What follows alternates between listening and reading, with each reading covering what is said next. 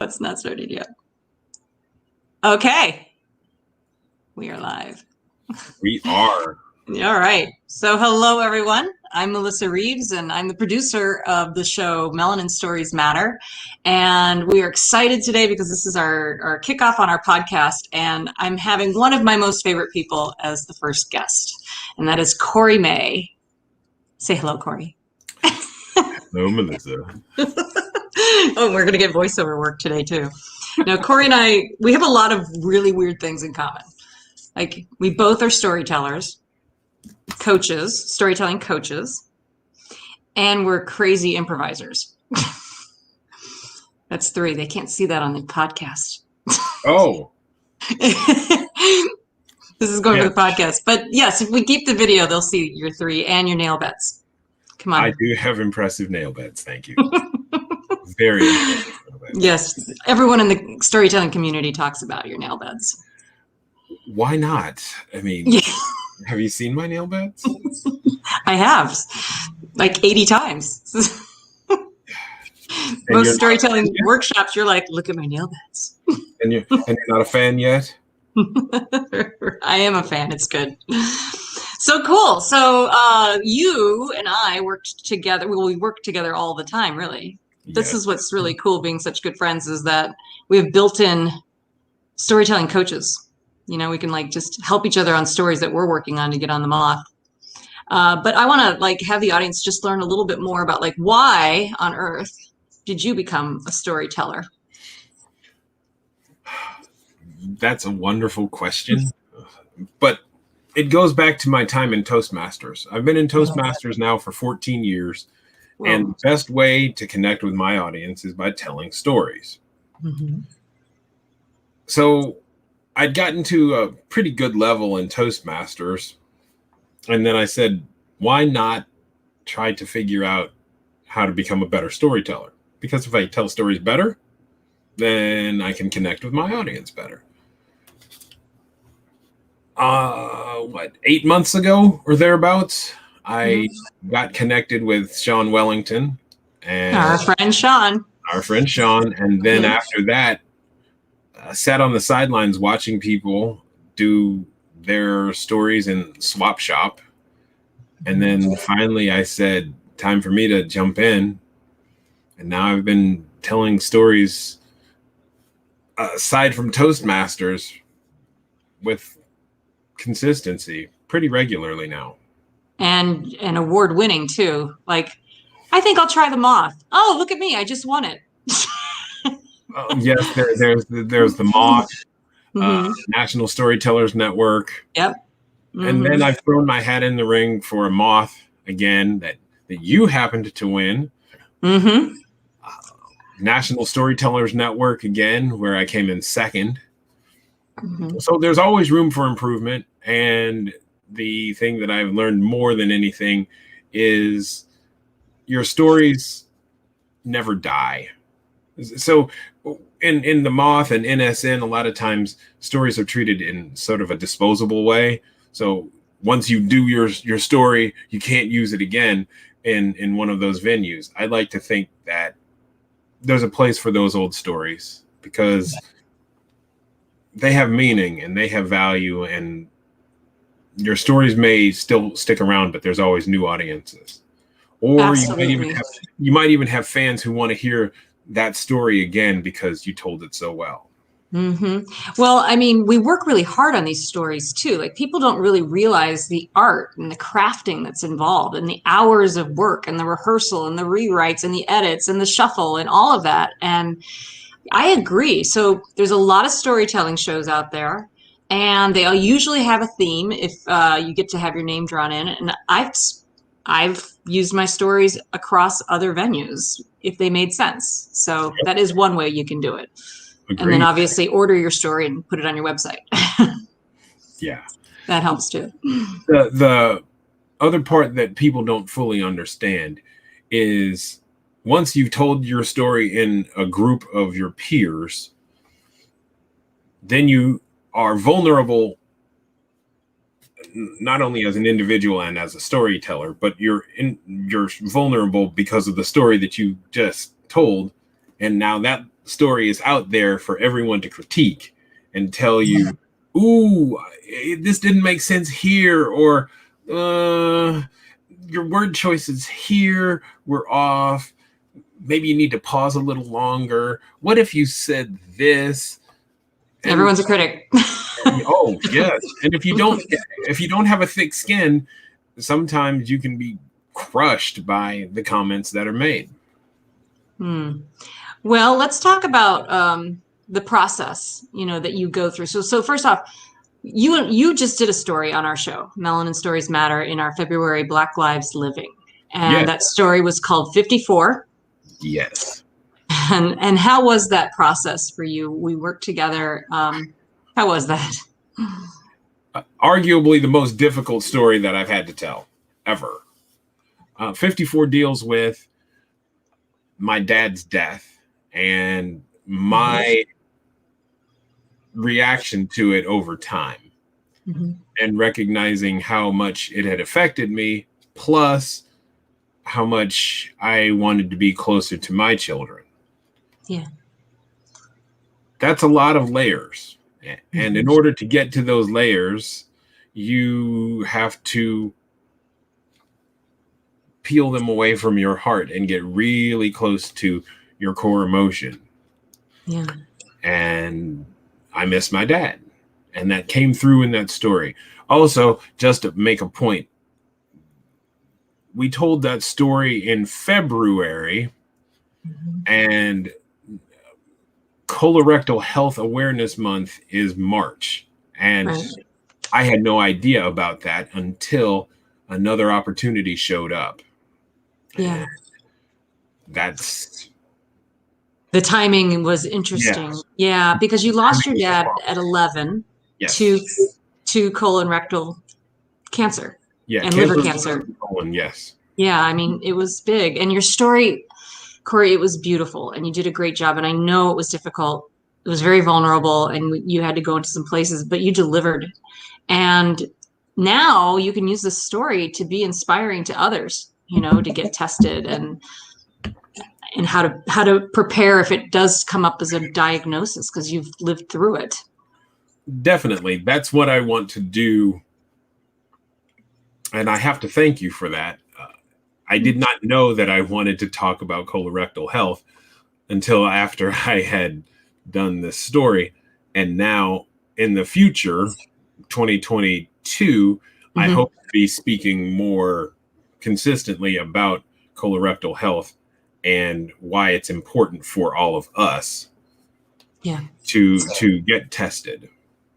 Well, that story, I think, has potential for like a TED Talk, I mean, to keep expanding it if you want to, because we only did it in 7 minutes?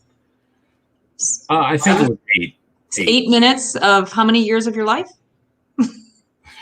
42. Yeah,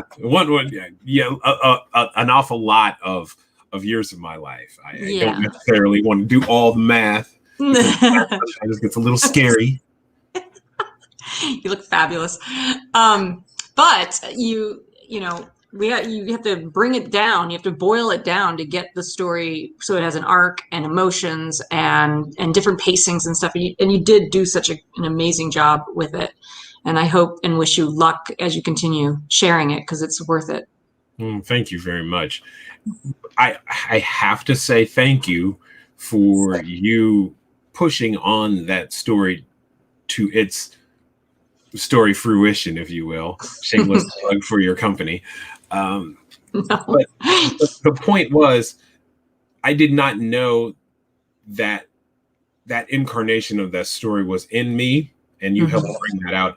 And then further, I did not know that story was going to be a bellwether for a future calling for me. This is one of the things that I want to stand by, is colorectal health and its importance across demographics, across the African American community, where we are 20% more likely to have colorectal cancer.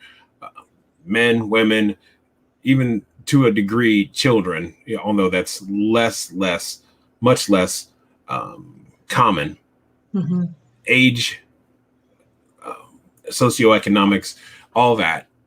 This is a very powerful cancer, and I want to make sure that we bring awareness to that as someone who lost a loved one to the disease.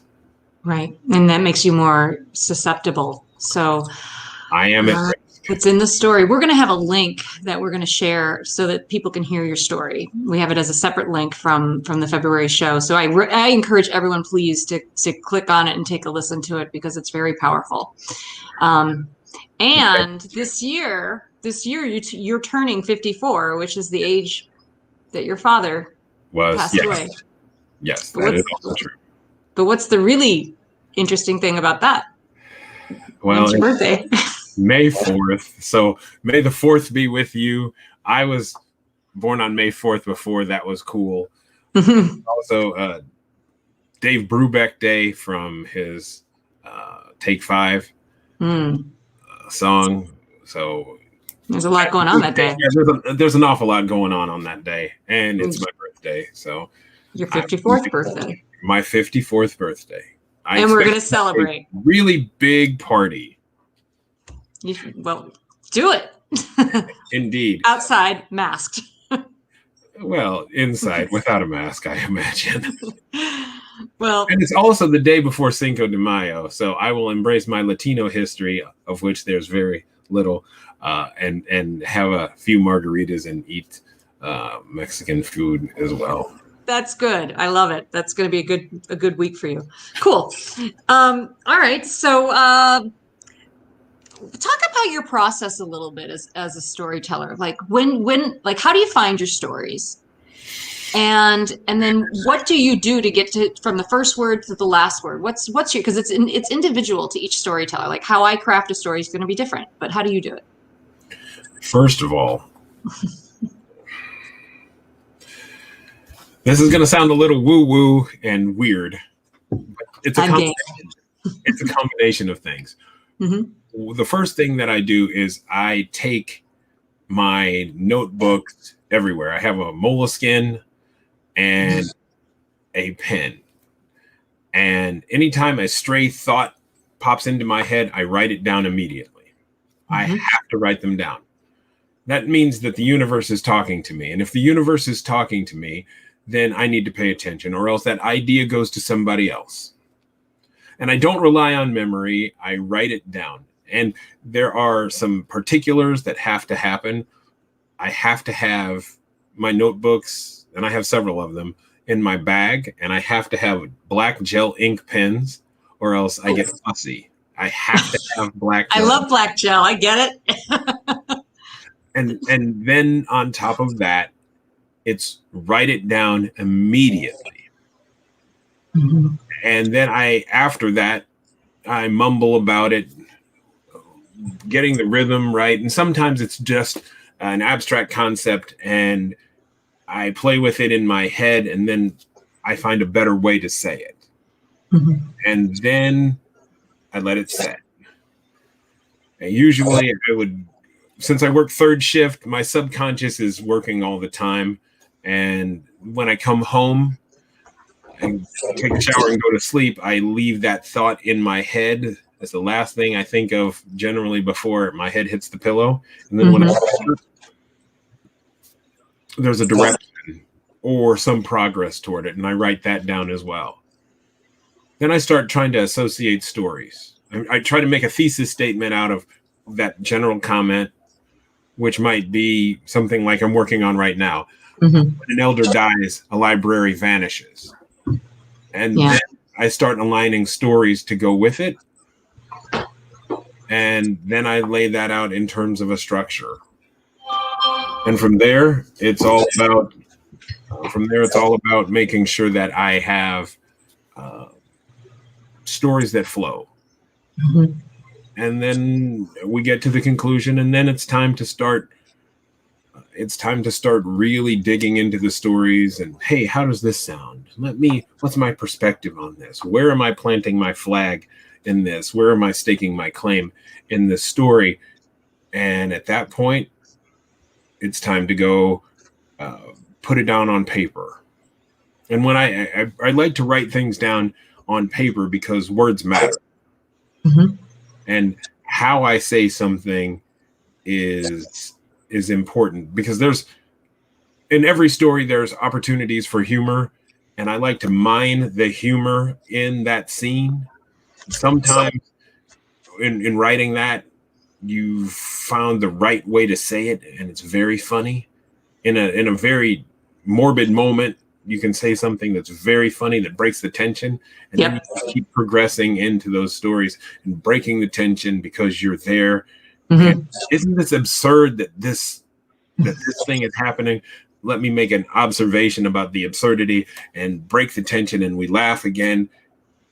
And each time we break the tension and laugh, the heaviness of the moment is still there, but it's pushed back, and it comes back on you again. I think that's the art form too, not to interrupt, but it's like that. It's that laugh, cry thing. Or I always say, if you go too heavy, too long, your audience is going to go into the fetal position. They just can't help. You got to give them relief. You have to give them relief. And sometimes it can be done in a facial expression or a pause or something. Yeah, there's things you can do, because this is oratory. And right now we're on a podcast, and you could do this story without seeing you. But we're lucky because most of the time we are on camera virtually, or we're standing on a stage. So we get to use our entire body when we're sharing these stories. But yeah, I think, and I sometimes when I'm getting coached, I'll be working on my story, and someone will say, you need a joke. Got to get a joke in there. I'm like, yeah, you're right. I got to break it up. And it feels good too as the storyteller, don't you think? Absolutely. So we're talking about pressure being built up. So pressure and tension about the heaviness is like a balloon. And I use this analogy all the time. You've got this pressure and tension balloon that's building up, and you pierce it with a humor dart, quick one-liner that pops it, and everybody has the chance to laugh. And when they laugh, they breathe. Yeah. And with that breath, whether they laugh for 3-4 seconds, the relief of the endorphins, the relief of being able to catch their breath. And then right after that, that's when you deliver your message into that next line. That's when you kick them in the gut. You're like, haha, got you to laugh, slam. Yeah, exactly. And that's what we do as storytellers, is make you feel. It's a journey. Yeah, the journey, making you feel. That's why 54 was so difficult for me, because not only am I making the audience feel, I have to feel first before the audience can feel what I'm feeling. Right. And that brings us to the subject of a scar story versus a wound story. And there is no timestamp. That's what I learned when we were doing 54, is that you would think 42 years ago, when you were 11 years old and you were learning that your father had cancer, you hadn't thought about it in a long time. So I was thinking, this is a scar. We're going to be okay. And there was still some tender moments in there that you had to plow through bravely, and you did it. But I was once, oh my goodness, I was once sitting at a moth in the audience, and it was a Friday night. It was very rainy, and there's about probably 300 people in the room ready to hear storytelling. And it's a Friday night, and they call this guy's name up, and he says, I'm going to talk about my father's death, which, okay, we all have that around us in some way, shape, or form, because my father died on Wednesday. The entire audience was like 2 days, 2 days ago? Yeah, like 2 days ago. Oh, it was so uncomfortable, and everyone just started wiggling in their chair. And it's, that's definitely a wound. And somehow I don't know how he managed, but I was like, you got to tell that story about 3 years, 4 years, maybe 10 years from now, maybe. Like it was a rough one. So scars, not wounds. It's a fine line between telling a story and receiving therapy, right? Right, and that's not our job.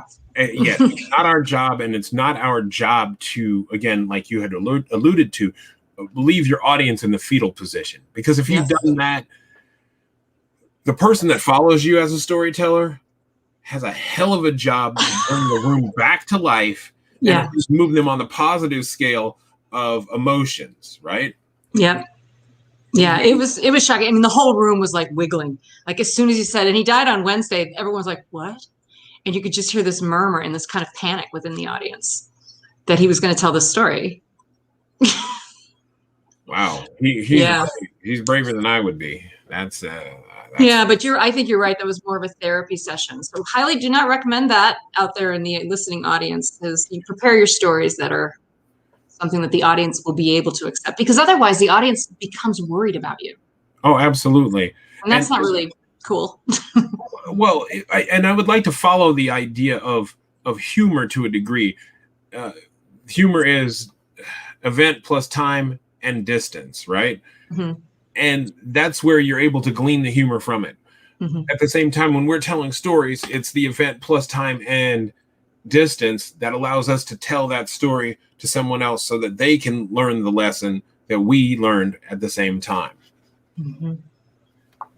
That is really some of the magic of storytelling, though. It's like it allows someone. So I did not lose my father at 11 years old, but your story was told so well that I was able to travel. You took me back in time with you. I was with you when you were sitting on the couch getting the news. You told it that well. And what that does to the audience is it gives empathy. It gives, and it takes us someplace that we don't have to go, hopefully, but you take us there and then you deliver us back, and it's filled with love. And that's many reasons why we do Melanin Stories Matter. That's why this show's in play, because we need to listen to each other's stories, especially people of color, and hear the stories so that we can understand how insensitive some of our actions are in the non-BIPOC communities. And so I'm grateful that we have this show. I've learned so much. Well, I would like to thank you on a couple of different fronts. First of all, thank you for helping me pull 54 together. I'd also like to thank you for all the work that you're doing in Melanin Stories Matter. And again, thank you for listening and being an ally at this particular time, because these are stories that need to be heard. And the way that the people of color, the Black, Latinx, and every other, the Pacific Islander folks, indigenous peoples, are all the BIPOC, how our structures have been used creatively to oppress them in every venue and under multiple circumstances, it needs to be heard, because it's a pervasive thing. It's a pervasive thing when we're talking about issues of education or voting, or even in your upcoming show with regard to environmental racism. Yeah. There are stories that need to be heard because the tendrils go everywhere. Yeah. Yeah. And so very true. And whenever we finish a show, I personally have learned so much, and I change every time. I just, my heart just gets bigger, and I want more people to hear these stories. Because like you said, we just need to. And we're in a time, so after George Floyd and Breonna Taylor and all of that last year occurred, this is when this idea came up, was to start this story to amplify these voices. I've explained it as that it was like there was a rip in the consciousness, like Black Lives Matter movement is working. It's making people think differently. And so it was like a rip. So when you saw the entire global reaction to George Floyd, and right now, they're going to trial with the officer that murdered him. But we said on our side, we were like, if there's a rip, let's tear it open. Let's tear this open and get these stories out there and continue to amplify, because we just can't keep going on like this. The systemic racism, and then, it was in my family. We've talked about that. It was awful, because of the Southern, just the way we are. And it's like, it does not have to be that way. Yeah. No, it doesn't. And it ended with my sisters. We were like, no, we're not going to go there. But there's another thing that the microaggressions that are those 99-second stories that we've done in some of our shows, where they're just little short moments that are insensitive that people will do that really hurt. And I want to throw some love over to Ahmad Corner with YP Media for coming up with his show called 1,000 Cuts. And we partner now with Story Jam to do the Rise Up shows that have live music tied. And those 99-second stories were intense, right? I mean, just insensitive things like seeing someone on a bus that doesn't look like you and grabbing your purse. That hurts. It does. That hurts. That hurts. But if you're not aware that you're doing it, or you're not aware how much it hurts, is there any reason to keep stopping? No, you're going to keep doing it. So if we can bring that to light, like, stop that. Please be aware. This is a human being. Okay. Yes. So. We agree on that. The next part of that is that the 99-second story is such a potent form. Mm-hmm. You don't have a long arc over decades. You have an isolated incident that you bring to life, and it's full potency. And in that 99 seconds, you see something that's just common, something that you take for granted. There's so much power in those 99-second stories, and the intensity is there, and you are done thinking, oh my gosh, in 99 seconds, I've seen a glimpse into someone's life. Mm-hmm. They're hard to do. Like, they're an excellent exercise. It's like, to do an 8-minute story is kind of, I think, easier because you get to tell everything. You can go and just do scene after scene. And one of the things you were saying, and I wanted to circle back on, was that you said, and then I find the stories that weave into the big thesis. And I always compare it to a mind movie, scene by scene. So those little stories that you're bringing in those tiny moments of your life that had big impact are weaved together to craft that arc, to create that one story. And so you do get to travel down your own life a lot. Well, one of the other principles that in terms of process, and we'll jump back real quickly. Mm-hmm. If I can tell a story in 99 seconds, mm-hmm. I can definitely tell the story in 8 minutes. Definitely. Because the focus is on what's vitally important. And you can even do the reduction. It's kind of an improvisational comedy technique of, here you got 3 minutes to do a scene. Now you're going to do it in a minute and a half. Now you're going to do it in 45 seconds. Now you're going to do it in 20 seconds. Now you're going to do it in 5 seconds. Mm-hmm. And the more you are able to boil down your story into almost that 5-second snippet after having done it at 99 seconds, the more you are able to say, this is exactly the message that I want to say, and I'm done. And once you've got that grasp, then it's easy to do the 8-minute story. Yeah. Well, it's sort of like Mary Dalba. She's really good at taking someone's story, and I always joke with her. I'm like, this is the TV Guide summary of that story. She'll take this 8-minute story and be like, when Kory lost his father at 11 years old, he carried that with him throughout his whole life. Find out what he has to face when he's 54 himself. Exactly. But that's good to do, to be able, because what you're doing is you're finding the essence of your story, and you can operate from it when you're building it. So, yeah, this was great. I can't say enough about how much respect I have for you as a storyteller. Well, thank you very much. I'm humbled by your kindness, and I appreciate your skill and craftspersonship as well. You bring to life your mother in almost every story. Oh, hell. I feel like Give me some sugar. I feel like I know your mom. You do. She always shows up in a story, but she always shows up when you and I talk. Yeah, she's around. She's around. She was a hoot. She definitely was a fun woman. And that's another tool that you use, and that I would suggest that our audience digs into, is the use of that guide person, that wise mentor who gives you the advice that you need to follow in order to move into your next journey, and also differentiating her as a character because she's got her own voice. Mm-hmm. And when she speaks, you definitely know that she's a different character than you are. So go ahead and say something, Doris.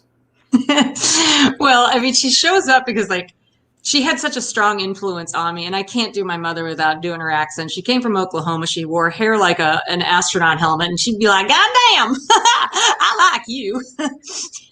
It just spoke like a sailor. Shit. And then my father, he'd be like, "I just love it. Let's buy a case," you know. And they always said, "I love you" every day. They'd be like, "I love you, Ben. I do. I really do. I love you too." They were quite the characters themselves, so it's fun to bring them into stories. But you know me, I love character work. Some people say it takes them out of the story, but I can't help it. It's my actor in me. But what that also does is it proves that you, the individual, don't know everything. And that outside influence and that different voice gives you a different perspective. When you're messing up, they're the ones that pull you aside. Missy? Really? You're doing the wrong thing. Don't lie to your kids. I told you. Look what you just did. You just broke her heart. Because I lied to my kids about Santa Claus. That's a powerful moment. And she helps inform your stories. And she provides an extra layer and a different texture in terms of the content of your stories. Mm-hmm. That's powerful.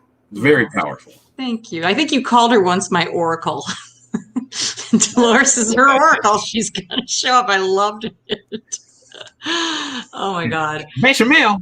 Well, that's fancy. Now that's fancy. Yeah. But it's also, I miss my mother. My parents have passed too. So I it keeps them alive, bringing them into the stories. So, some stories she might not like that I've told, like that there was some racism in my family, but it's just who my background was. It didn't mean she was a bad person. It's just that was the upbringing, and it taught me and my sisters what's right and what's not right.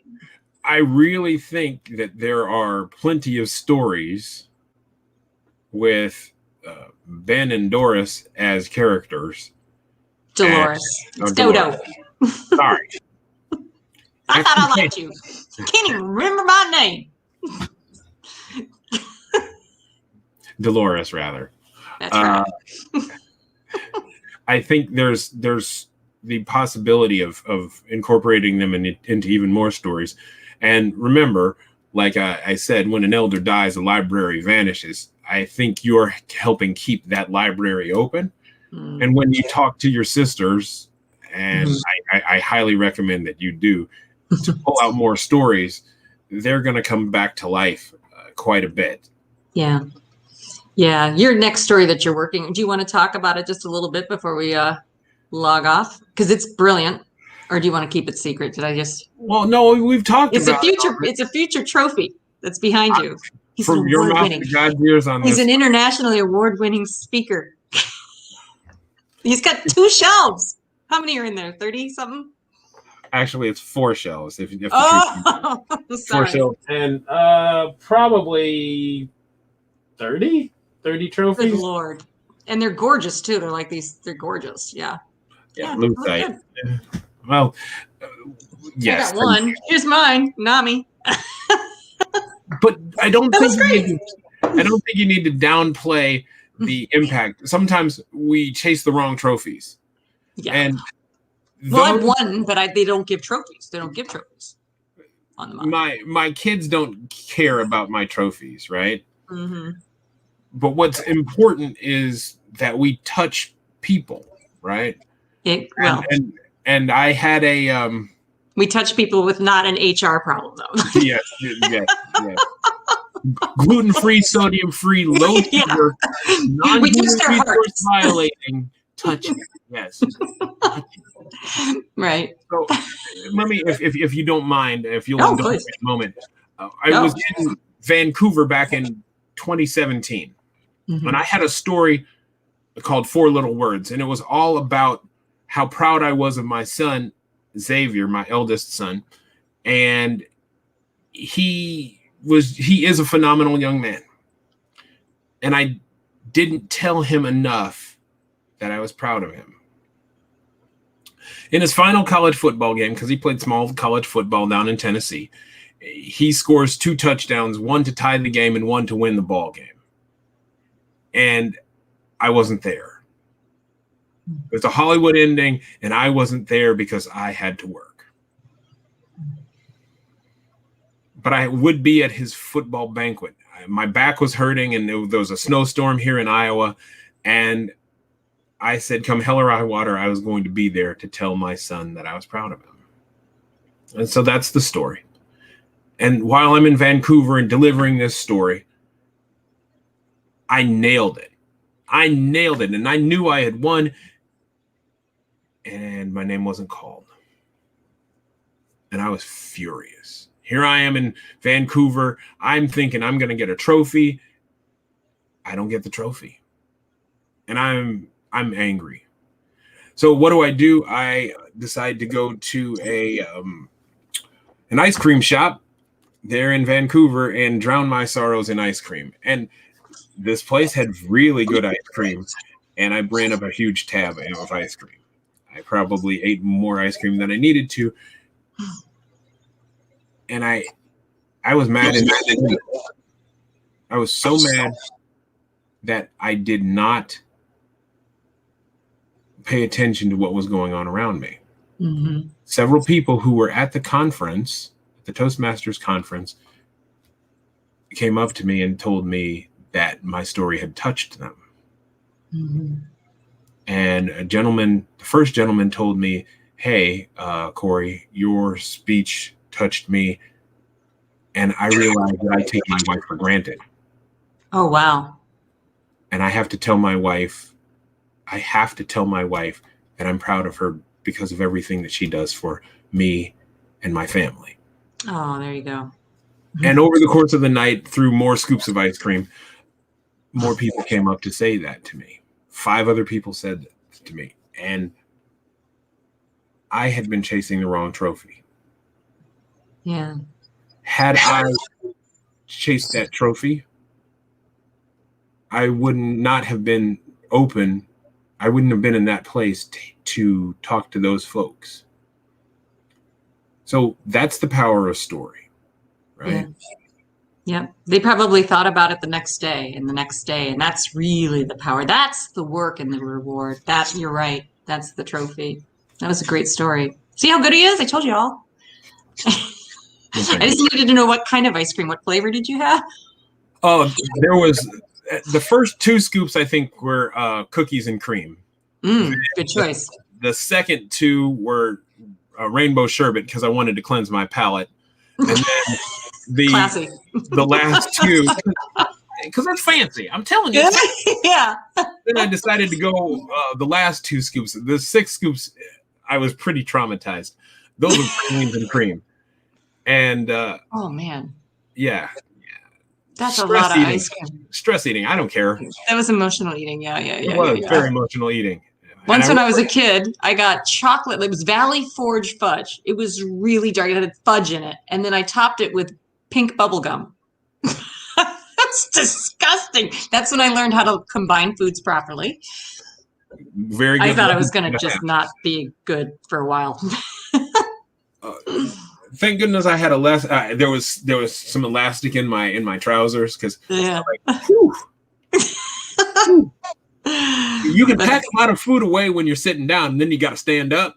And I was like, oh, heavens. Ahoy. Ahoy. Thank goodness there weren't any buttons because somebody would have been like, pew. Yeah, really. Well, I'm glad that you ended up getting the satisfaction because I know you work hard on your stories, and I look forward to hearing more of the Kory Thomas May or the Kory May. Right? You're 6'4" with the short. What is that? What's your tag? Tall guy with a short name. Tall guy with the short name. Yeah. And remember that the other part of that is I tell stories to make sense of the world. And since the world doesn't make sense, I've got more stories to tell. Good. And I'm constantly looking for more stories. Me too. I get it. We're weird. No, we've got a big tribe of folks out there who are doing similar work. And there's a lot of great storytellers out there. And I just happen to be one who's trying to get to be great. And you are, and you're going to continue. And one of the other things that I would share, because we kind of touched on it out there, is improv is a great way to find some stories, because someone can give you a prompt, and we do improv. You and I do improv. We've pulled in other storytellers to do improv. We do stories on the fly. And I always walk away with like 6 or 7 that I have in my own notebooks that I'm like, oh, I can develop that. I have a lot of pet stories that seem to want to come out. Well, the other thing about improv is this. It allows you to practice your voices. It allows you to respond. You're constantly looking, and you're honing your brain like a muscle. So totally. If you called me a musclehead in improv, I'd be like, yeah, okay, I'm good with that. Now, let me also, if you'll let me, do a shameless plug for Toastmasters, because I've been in Toastmasters for 14 years. It will help you improve your speaking. It'll help you improve your thinking and how you listen. It'll help your leadership skills along the way as well. www.toastmasters.org. Look at that. And your prize example of it. So way to go. All right, Kory. So that was our first podcast together. And, again, we're going to encourage you to check out the stories. You can find us on YouTube. We're on all social, but our YouTube is where you're actually going to find Melanin Stories Matter and all of the stories that have been told since September of 2020. And we have 3 or 4 more shows this year. We have environmental racism. We're going to be doing Juneteenth. We have growing up BIPOC, and then Indigenous honor towards the end of the year. And so I'm actively always, if you go to our website too, Melanin Stories Matter, and you're interested in sharing one of your stories, please, we have tell your story, and you can contact us, and then I'll call you up and we can discuss how your story is, and if it has a fit, and we want to hear it. So we're doing a lot. So stay in tune with us as we stay in tune with you. So, all right, Kory, May, thank you again. And I think we're going to peace out on this. Thank you again for the opportunity to jump into your podcast. Thanks for letting me be on your inaugural one. You gave us some sugar. Thanks, Melissa.